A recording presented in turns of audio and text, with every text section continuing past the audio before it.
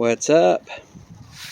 So I replaced my Wildman bag with this toolbox thing, and I bought some spray paint and some stickers that have not yet come in. But I'm probably going to change that red to black. Well, I am changing that red to black, and I'll sticker that bad boy up when the stickers come in. And this latch is really flimsy on it, so I got an additional bungee cord. Anyway, and I can actually just take these off to the side and open it and then bring them back up pretty easily. I got some special brackets mounted where the bungees go. I'm getting ready to take a lunch ride, and actually I think I found part of my videos I didn't upload, so I may upload a new video with a different date on there, just because I have it now. Hey, that looks pretty freaking good. I wonder how that'll look when I'm riding. That's a pretty good angle. So work has been super stressful today, because that's how work goes sometimes. Sometimes work isn't always easy. Sometimes work is hard. Hard work. That's why we take bike rides, right? Let me get on some gloves here. And I meant to see how cold it is right now, but I'll be sure to date the video so you guys can look up how cold it was if you want to. It's 3 o'clock in the afternoon. It's pretty much the warmest part of the day on a pretty cold day. It's supposed to warm up later on this week, but I'm not in that part of the week yet. So today, still kind of chilly. I bought a new face shield for my helmet too, because I didn't know anything about buying helmets when I bought this thing. It'd be my really first e-bicycle or scooter or motorcycle I've ever owned in a long time. I did own a scooter whenever I was well, actually that's not true. This isn't even my first e-bike. Where am I going with this? This was my first helmet purchase. So I bought this purchase back when I got my old e-bike, which was a Raton Butler Pro, and I didn't know anything about buying helmets. So I bought a dark visor, and unfortunately the dark visor was kind of pointless because you've got sunglasses on the inside of the helmet as well, and all the dark visor does is makes it to where I can't see at night. Basically, that's its function. Make sure I don't ride at night with a helmet, I guess, is the function of that. So I bought a clear visor, and I'm waiting for that to come in. And then I will replace this super dark visor with the clear one. And that way I can ride better at night. Because it's not that I can't see at all, but man, it's like wearing sunglasses at night. I think there's a whole song about that. I'm hoping you guys can hear me okay. I didn't really check the position of my microphone, and I'm hoping it's right. I may go ahead and pull over here in a minute just to double check. So when I get home today though, I do have to go back to work, because this is just a lunch ride. It is what it is. And then I actually took some time off earlier today to go to a doctor's appointment, so I'll be working late into the afternoon tonight, probably 5 or 6. And then I will be off of work later. But right now, it's time for my lunch ride, because I need it, because of stress. Stress. I don't think I could do what I do without appropriate venting.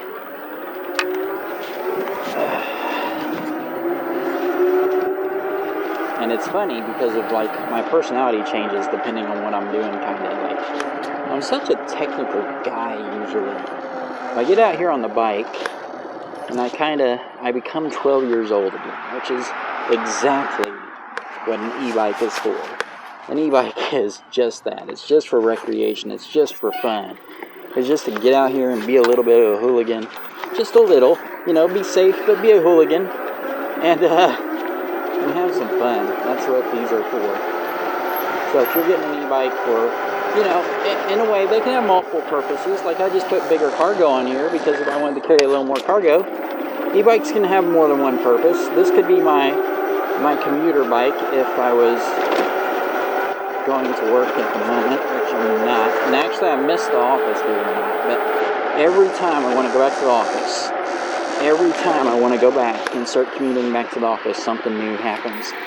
Like right now, we've got this new Omicron coming right around the bend, and they just tore down a building downtown, so it's not necessarily safe on any front. You know, like all that debris, I'm sure is going to suck through the ventilation where I work, and it's just not a good situation. And I'm definitely masking up whenever I go in public places again. I know it's a little early, but here's the thing. By the time we hear about something like Omicron, it's already, 5 to 6 times worse than what we think it is.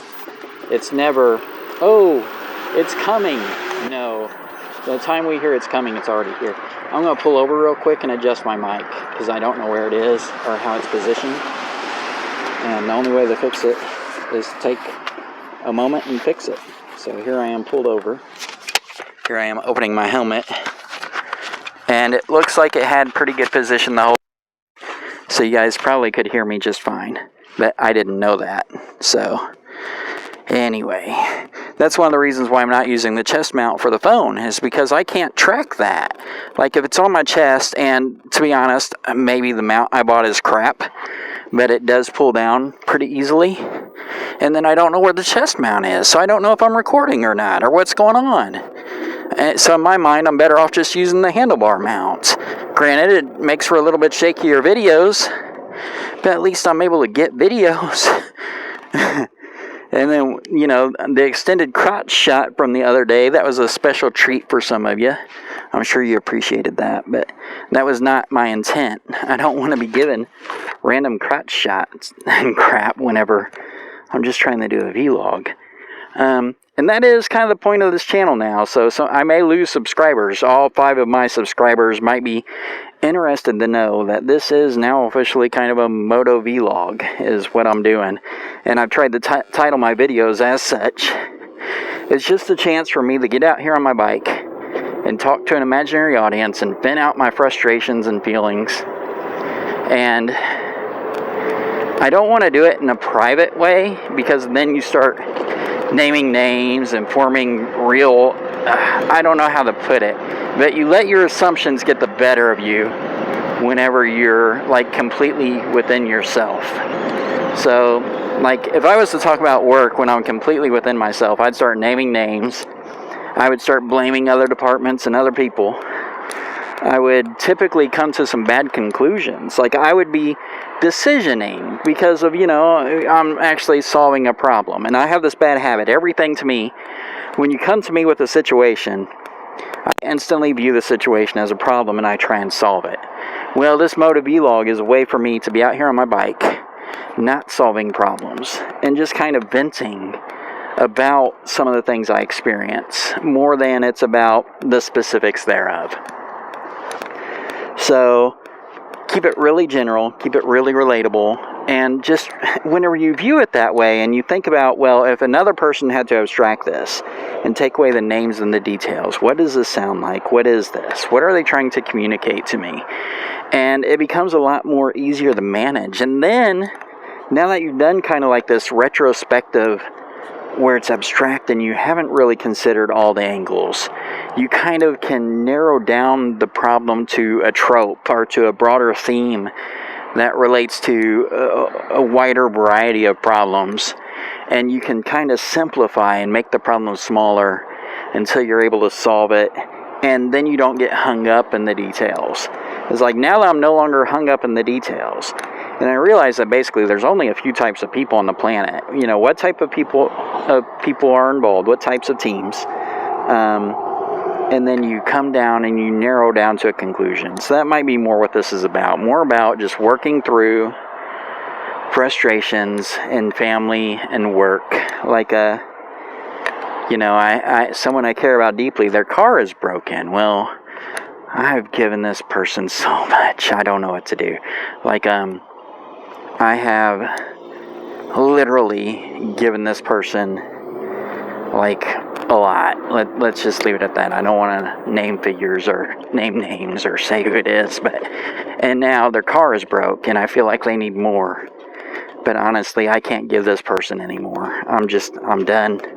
I cannot continue to have this draw on my own family and on my own circumstance. I cannot do it. And that sucks because I want to help. But I can't continue. You know, eventually someday I won't be able to do what I do now anymore. These days will end. You know, and when these days do come to an end, I'm no longer able to do what I do now. I'm going to have some means to retire on. And if I continue to help people the way that I do, there'll be nothing to draw from. I will have nothing, and that would suck. About these people in my life who aren't as successful, and I love them. If I didn't love them, I wouldn't help them, but I can't carry everybody.